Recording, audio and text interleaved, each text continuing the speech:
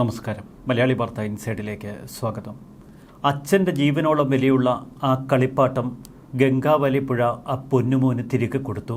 അർജുൻ്റെ കുഞ്ഞിൻ്റെ കളിപ്പാട്ട ലോറി ആ ക്യാബിനിൽ നിന്ന് പുറത്തെടുക്കുമ്പോൾ കണ്ടു നിന്നവരൊക്കെ തേങ്ങി. ലോറിയുമായി ദൂരേക്ക് യാത്ര പോകുമ്പോൾ മകൻ്റെ ഓർമ്മകൾ ഒപ്പം ചേർക്കാൻ അർജുൻ എപ്പോഴും ഈ കളിപ്പാട്ട വണ്ടി സൂക്ഷിക്കും. പൂർണ്ണമായി തകർന്ന നിലയിലാണ് അർജുൻ ഓടിച്ചിരുന്ന ലോറിയുടെ ക്യാബിൻ പുഴയിൽ നിന്ന് പുറത്തെടുത്തത്. എന്നാൽ അർജുൻ ഉപയോഗിച്ചിരുന്ന സാധനങ്ങളൊക്കെ ക്യാബിനിൽ ഭദ്രം. നേരത്തെ ക്യാബിനകത്തു നിന്ന് അസ്ഥി അടക്കമുള്ള ശരീരഭാഗങ്ങൾ കണ്ടെത്തിയിരുന്നു. ഇന്ന് രാവിലെ നടത്തിയ പരിശോധനയിൽ വീണ്ടും അസ്ഥിയുടെ ഭാഗം കണ്ടെത്തി.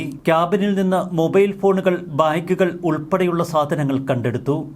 അതിനൊപ്പമായിരുന്നു ക്യാബിനിൽ ഏറ്റവും മുന്നിൽ പൊന്നുമോനായി അർജുൻ വാങ്ങിക്കൊടുത്ത കളിപ്പാട്ട വണ്ടി. അർജുന്റെ ലോറിക്ക് സമാനമാണ് ആ കുട്ടിവണ്ടിയുടെ ആകൃതിയും. പൂർണ്ണമായി ചെളി നിറഞ്ഞ നിലയിലായിരുന്നു ക്യാബിൻ. ദേശീയ പാതയോരത്തെത്തിച്ച ശേഷം ക്യാബിൻ വെട്ടിപ്പൊളിച്ച് വെള്ളമടിച്ച് വൃത്തിയാക്കി. തുടർന്നാണ് ക്യാബിനകം പരിശോധിച്ചത്. കുഞ്ഞിൻ്റെ കളിപ്പാട്ട ലോറി അർജുൻ ഉപയോഗിച്ചിരുന്ന 2 മൊബൈൽ ഫോണുകൾ, വാച്ച്, ബാഗ്, പാത്രങ്ങൾ, വസ്ത്രങ്ങൾ എന്നിവയൊക്കെ ആ ക്യാബിനിൽ ഭദ്രം. ക്യാബിനിൽ നിന്ന് ലഭിച്ച വസ്തുക്കൾ ബന്ധുക്കൾ തിരിച്ചറിഞ്ഞിട്ടുണ്ട്. അർജുന്റെ ലോറിയിലെ ക്യാബിനിലുള്ള വസ്തുക്കളൊക്കെ തങ്ങൾക്ക് തിരികെ വേണമെന്ന് അർജുന്റെ ഭാര്യ നേരത്തെ പറഞ്ഞിരുന്നു.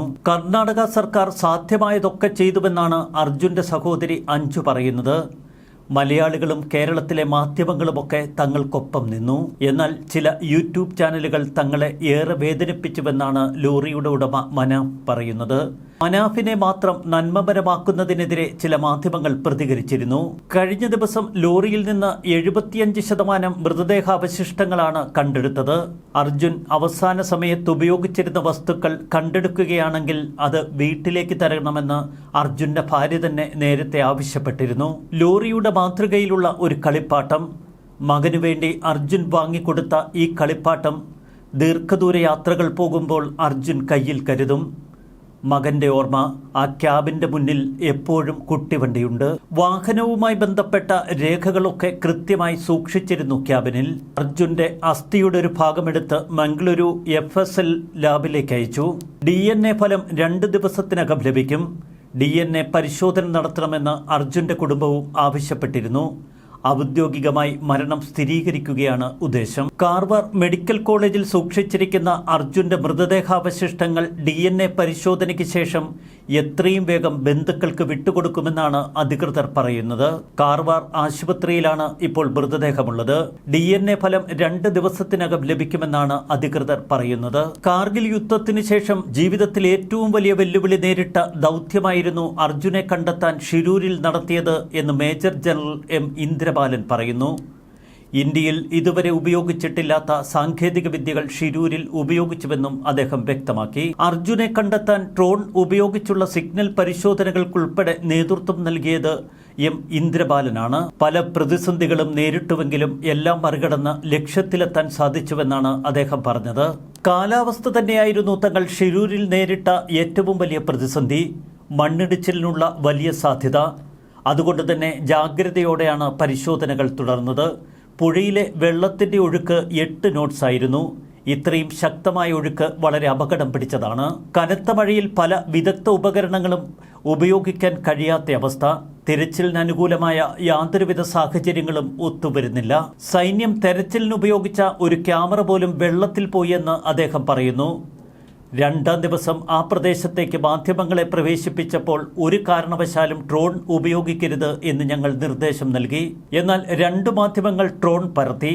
ഇതോടെ സൈന്യത്തിന്റെ ഡ്രോൺ അവരുടെ നിയന്ത്രണത്തിലേക്ക് പോയി. ഈ ഡ്രോൺ വെള്ളത്തിൽ വീണു. തെർമൽ ഇമേജിംഗ് ക്യാമറകൾ ഉപയോഗിച്ച് ഞങ്ങൾ പരിശോധന നടത്തിയിരുന്നു. അർജുൻ ജീവനോടെ ഉണ്ടെങ്കിൽ ശരീരത്തിന്റെ തെർമൽ സിഗ്നലുകൾ പിടിക്കാൻ സാധിക്കും. എന്നാൽ ഞങ്ങൾ എത്തിയപ്പോൾ തന്നെ 6 ദിവസം പിന്നിട്ടിരുന്നു.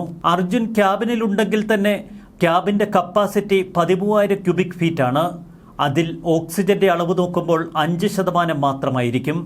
ഈ ഓക്സിജൻ കൊണ്ട് 5 ദിവസം വരെ മാത്രമേ ജീവിക്കാൻ സാധിക്കൂ. അതുകൊണ്ട് തന്നെ തെർമൽ ഇമേജിംഗ് കൊണ്ട് കാര്യമില്ല എന്നെനിക്ക് മനസ്സിലായി. കൂടാതെ നേവി സോണാർ സാങ്കേതിക വിദ്യയും ആർമി ഡീപ് സെർച്ച് മെറ്റൽ ഡിറ്റക്ടറുമൊക്കെ പരിശോധനയ്ക്ക് ഞങ്ങൾ ഉപയോഗിച്ചു. സിയാച്ചിനിലും മറ്റും ഹിമപാതവും മണ്ണിടിച്ചിലുമൊക്കെ ഉണ്ടാകുമ്പോൾ സൈനികർ മഞ്ഞിനടിയിൽ കുടുങ്ങിപ്പോകാറുണ്ട്. 2 മണിക്കൂർ വരെ അവർ മഞ്ഞിനടിയിൽ ജീവനോടെ ഉണ്ടാകാനുള്ള സാധ്യത. ഈ 2 മണിക്കൂറിനുള്ളിൽ കണ്ടെത്താനായാൽ ജീവൻ രക്ഷിക്കാം. എന്നാൽ 2 മണിക്കൂറിനുള്ളിൽ അവരെ കണ്ടെത്താനുള്ള സംവിധാനം ഇതുവരെ ഇല്ലായിരുന്നു. പുതിയ RF സാങ്കേതിക വിദ്യ വന്നതോടെ 30 മീറ്റർ ആഴത്തിലുള്ള വസ്തു പോലും കണ്ടെത്താൻ സാധിക്കും. ഇതുവരെ നമ്മൾ നടത്തിയത് പരീക്ഷണങ്ങൾ മാത്രമായിരുന്നു. കർണാടക സർക്കാരിൻ്റെ അഭ്യർത്ഥന മാനിച്ചാണ് നൂതന RF സാങ്കേതിക വിദ്യ ഷിരൂരിൽ ഉപയോഗിക്കാൻ തീരുമാനമെടുത്തത്. ഇന്ദ്രബാലൻ പറയുന്നത് പൂർണ്ണമായി കേൾക്കുമ്പോൾ നമുക്ക് ചില സംശയങ്ങൾ തോന്നാം. ആദ്യത്തെ ഗോൾഡൻ അവറുകൾ പൂർണ്ണമായി നമ്മൾ നഷ്ടപ്പെടുത്തിയോ? 5 ദിവസത്തോളം ഒരുപക്ഷെ ക്യാബിനിൽ ജീവനോടെ ഇരിക്കാനുള്ള സാധ്യതയാണ് ഇന്ദ്രബാലൻ പറയുന്നത്. എന്നാൽ പുഴയിൽ നിന്ന് കണ്ടെടുത്ത ലോറി പൂർണ്ണമായി തകർന്ന നിലയിലാണ്. ക്യാബിൻ തകർന്നാണ് പുഴയുടെ ആഴങ്ങളിലേക്ക് അർജുനും ലോറിയുമൊക്കെ അമർന്നു പോയതെങ്കിൽ ആ താഴ്ന്ന അവസരത്തിൽ തന്നെ അർജുൻ്റെ ജീവൻ നഷ്ടപ്പെട്ടിട്ടുണ്ടാകാം. അതല്ലാതെ 5 ദിവസങ്ങൾ ജീവന് വേണ്ടി അർത്ഥപ്രാണനായി ആ ക്യാബിനുള്ളിൽ കുഴഞ്ഞ് വീണിട്ടുണ്ടാകുമോ അർജുൻ എവിടെ എന്ന ചോദ്യത്തിന് ഉത്തരം കിട്ടിയിരിക്കുന്നു എന്ന് ലോറി ഉടമ മനാഫ് പറയുന്നു. 3.5 വർഷമായി കൂടെ ഉണ്ടായിരുന്ന ആളായിരുന്നു അർജുൻ. പ്രയാസപ്പെട്ട 71 ദിവസങ്ങൾ കടന്നുപോയി. അർജുൻ എവിടെ എന്ന ചോദ്യത്തിന് ഉത്തരം കിട്ടിക്കഴിഞ്ഞു. അർജുൻ്റെ മൃതദേഹം എത്രയും പെട്ടെന്ന് വീട്ടിലെത്തിക്കുകയാണ് ഇനി തൻ്റെ ദൗത്യം. സമ്പാദിച്ച സ്വത്ത് വിറ്റിട്ടാണെങ്കിലും അർജുനെ കൂട്ടിക്കൊണ്ടു മാത്രമേ മടങ്ങി വരൂ എന്ന് അർജുൻ്റെ മാതാപിതാക്കളോട് ഞാൻ വാക്കുകൊടുത്തിരുന്നു. മാധ്യമങ്ങൾ അർജുന് കൊടുത്ത പ്രാധാന്യത്തെ നന്ദിയോടുകൂടി സ്മരിക്കുന്നുവെന്നാണ് മനാഫ് പറയുന്നത്. തൊഴിലും കുടുംബവുമൊക്കെ മറന്നാണ് താൻ ഷിരൂരിൽ നിന്നത്. അതിനൊരു ഫലമുണ്ടായി. നിരന്തരം ഇതിന് പിന്നാലെ തന്നെയായിരുന്നു. എല്ലാ മാനസികാവസ്ഥയിലൂടെയും താൻ തരണം ചെയ്തു. ഏറെ കുറ്റപ്പെടുത്തലുകളും വ്യാജ ആരോപണങ്ങളുമൊക്കെ കേട്ട് താൻ തകർന്നുപോയി. എന്നാൽ ആത്മവിശ്വാസത്തോടെ നിൽക്കാൻ കഴിഞ്ഞു. മനാഫിനെ മാത്രമല്ല മറ്റു ചിലരെ കൂടി ഈ ദൗത്യവേളയിൽ നമ്മൾ ഓർക്കേണ്ടതുണ്ട്. ഇത്തരമൊരു രക്ഷാപ്രവർത്തനത്തിന് നേതൃത്വം നൽകിയ നിരവധി ആളുകൾ, രക്ഷാപ്രവർത്തനത്തിന് മുന്നിട്ടിറങ്ങിയവർ, അവരെയൊക്കെ ഈ വേളയിൽ നമ്മൾ സ്നേഹത്തോടെ ഓർക്കേണ്ടതുണ്ട്. ലോറിയിൽ നിന്ന് അർജുൻ ഉപയോഗിക്കുന്ന ഓരോ വസ്തുക്കളും നോക്കി പെറുക്കിയെടുക്കുന്ന അർജുൻ്റെ സഹോദരി ഭർത്താവ് ജിതിനും അനിയൻ അഭിജിത്തും ആ കാഴ്ച വല്ലാത്തൊരു കാഴ്ചയായിരുന്നുവെന്ന് കണ്ടുനിന്നവർ പറഞ്ഞു.